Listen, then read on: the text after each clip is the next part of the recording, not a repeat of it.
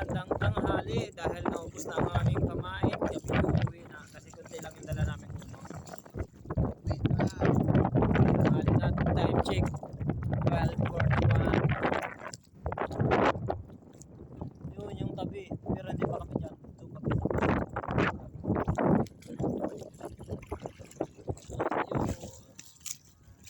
Dyan kami, yung tabi na yun. Kabilang isla ng barangay. Yung ating kasama si Katusok Oriel ay ang ating kasama. Katusok Oriel dahil walang hibas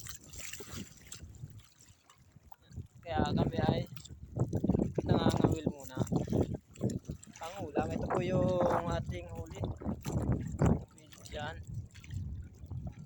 Kita doon.